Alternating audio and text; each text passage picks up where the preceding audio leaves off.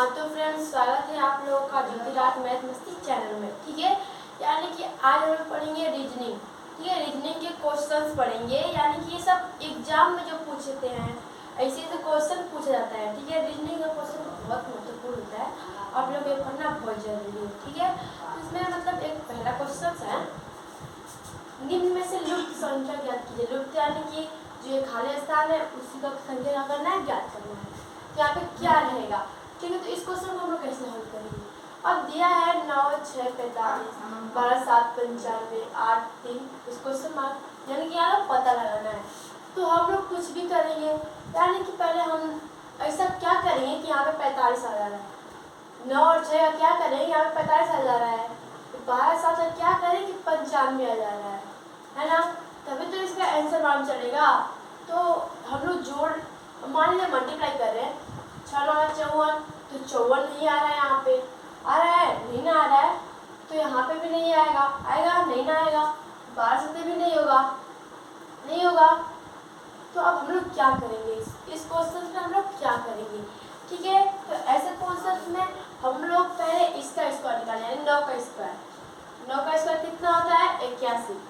ठीक है, और 6 का स्क्वायर जो 6 है, 6 कितना होता है? 36। और जब आप लोग घटाएंगे तो कितना होगा? 11 से जाए तो 5, ठीक है, 7 में से जाएगा तो 4, यानी कि हम लोग का ये मालूम चल गया। अभी क्या जा रहा है? 45 आ रहा है, 45। तो अब हम नेक्स्ट का देखेंगे, क्या आ रहा है 95 यहाँ पे नीचे, ऐसे करेंगे तो नीचे वाला भी तो आएगा, यानी कि 12 का स्क्वायर निकालेंगे तो 12 का स्क्वायर कितना होता है? 144, और 7 का स्क्वायर कितना होता है? 49। ठीक है, अब क्या कर लेंगे? घटा लेंगे, तो 14 में से कितना बचेगा? 5, और यहाँ पर 3 यानी कि 13, 13 में से 4 तो कितना बचेगा? 9, यानी कि यहाँ पे क्या आ रहा है? 95 आ रहा है, यहाँ पे भी क्या आ रहा है? 95, और इसमें क्या है? 95, यानी कि इनका क्या करेंगे? स्क्वायर निकालेंगे और घटा देंगे तो हम लोग का आंसर तो मालूम चल जाएगा। यानी कि जब 8 का स्क्वायर करेंगे तो कितना होगा? 64 होगा ना, और 3 का स्क्वायर करेंगे तो कितना होगा? 9, अब घटाएंगे तो कितना होगा? 5, और यहाँ पे भी 5, ये हम लोग का हो जाएगा आंसर, यानी यहाँ पे क्या बनाएगा? 55। ठीक है, तो अब नेक्स्ट क्वेश्चन यानी कि दूसरा क्वेश्चन है 5, 10, 3, यहाँ पे भी लुप्त संख्या करते हैं, यानी कि खाली स्थान। तो यहाँ पे खाली स्थान यहाँ पे बीच में है ना, तो इसको ऐसे नहीं करेंगे। ठीक है, स्क्वायर निकाल के नहीं करेंगे, करेंगे भी तो आंसर इतना नहीं आएगा।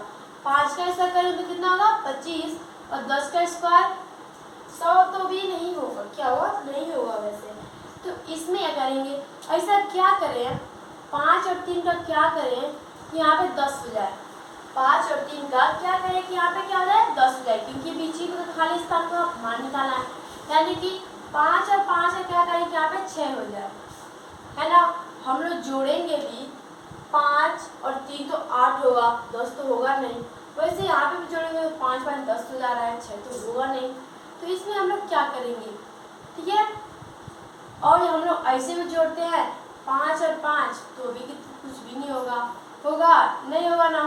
तो इसमें हम लोग क्या करेंगे? अब सबको क्या करेंगे? मल्टीप्लाई करेंगे, ऐसे नीचे सबको मल्टीप्लाई, यानी 5 और जब 10 का मल्टीप्लाई करेंगे कितना होगा? 15, 50, और 50 में 3 का मल्टीप्लाई करेंगे कितना होगा? 150, कितना होगा? यानी 150। ठीक है, 150 होगा। तो 150 इधर तो आ रहा है, क्या इधर भी आया 150? और दोनों बराबर आया, दोनों बराबर आया तो हम लोग का आंसर क्या है? सही है, और नहीं आया तो हम लोग का आंसर क्या है? गलत है। ठीक है, तो हम लोग जब 5 में 6 का मल्टीप्लाई करेंगे तो कितना होगा? 30, और 30 में 5 का करेंगे तो कितना होगा? 150, यानी कि 150, यानी कि दोनों क्या है? बराबर है। तो यहाँ पे भी 150 आएगा ना, बीच में भी 150 ही आएगा। कैसे आएगा? 15 दूना कितना होगा? 30, और 30 में किस चीज का मल्टीप्लाई किया जाए कि 150 हो जाए, तो 30 में जब 5 का मल्टीप्लाई करेंगे तो कितना होगा? 150 होगा ना, 150, यानी कि क्या बढ़ जाएगा? 5, क्या बढ़ जाएगा? 5। ठीक है, तो अब हम नेक्स्ट क्वेश्चन देखेंगे। नेक्स्ट क्वेश्चन है, इसमें भी लुप्त संख्या याद करनी है। ठीक है, यानी कि देखिए मैंने ऐसे बनाने की कोशिश किया है, अच्छा नहीं बना होगा लेकिन कोई ना, हम लोगों को तो क्वेश्चन इसमें से मतलब है ना।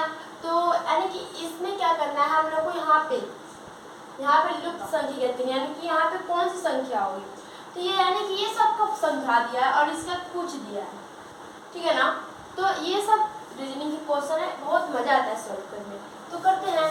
तो इसमें क्या है, 2 है, 4 है, 6 है, 0 है, 10 है। यानी कि ऐसा क्या किया गया है इन चारों का कि यहाँ पे 10 आ गया है। अब क्या गया है 10, और यहाँ पे भी 6 है, 8 है, 10 है, 2 है। ऐसा क्या करेगा तो 24 आ गया है। वैसे यहाँ पे भी है 10, 12, 14, 4। तो क्या करेंगे कि यहाँ पे वो संख्या आएगी, ठीक है। तो हम लोग इसको कैसे हल करेंगे देखते हैं। तो पहले हम लोग क्या करेंगे, तो यहाँ पे 0 है, 2 है, 4 है, यानी हम लोग 6 में 4 जोड़ेंगे तो कितना होगा 10, और 10 में 2 जोड़ेंगे तो कितना होगा 12, कितना होगा 12, 12 में 0 जोड़ेंगे तो कितना होगा 12 ही होगा।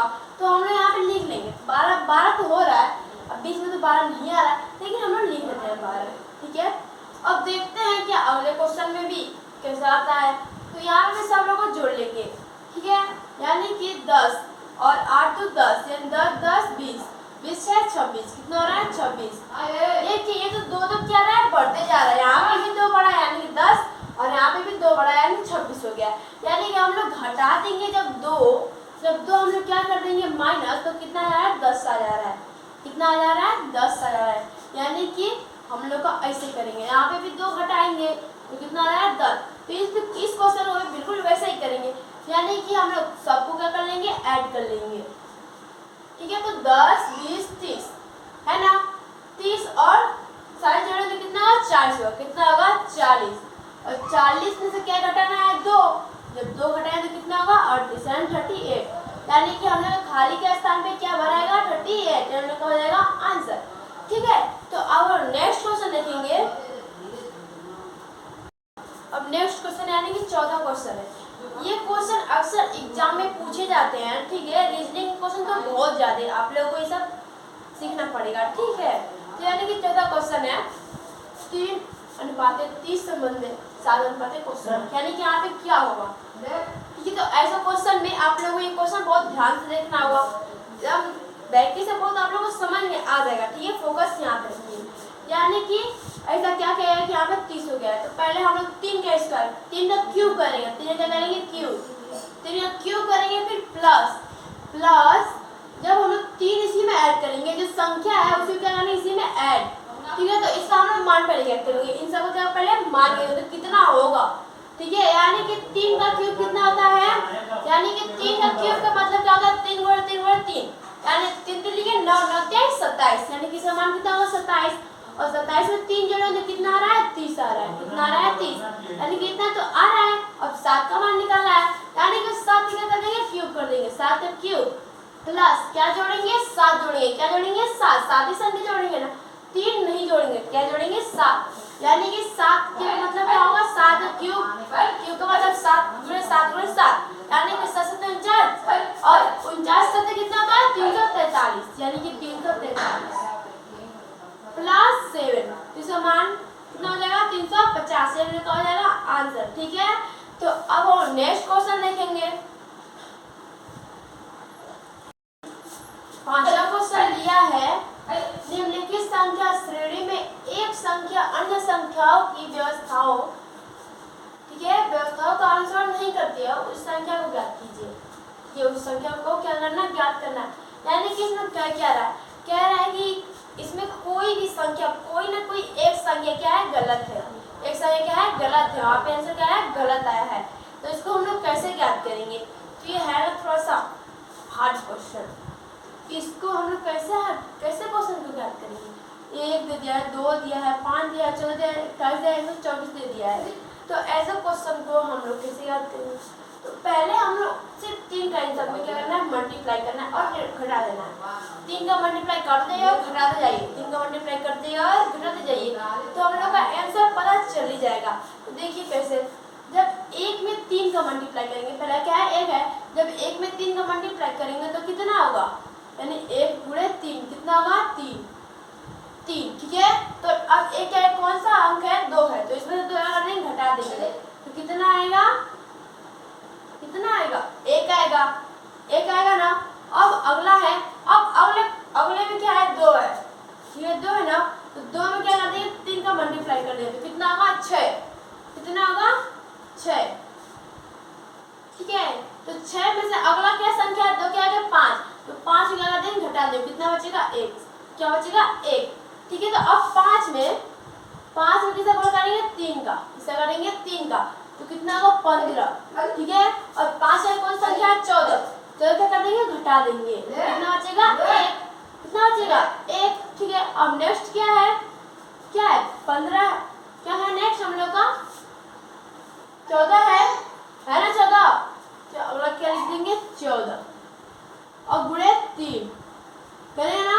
14 42। कितना होता है? 42। और 42 यानी 14 क्या है? 41। 42 में से 41 घटाएं तो कितना होगा? 1 होगा। कितना होगा? 1। ठीक है, तो क्या आया है हम लोग का अभी हम लोग 41। अब हम लोग किससे निकालेंगे? 41 यानी 41 गुणे क्या? 3 होगा ना? तो यानी कि 3 का 3 और 3 चौके 12। ठीक है, 3 चौके हो जाएगा 12। अब इसके आगे कौन सा संख्या है? 124 है ना? 124। तो घटाएंगे तो कितना आएगा हम लोग का? उतना आंसर तो आएगा नहीं ना आएगा।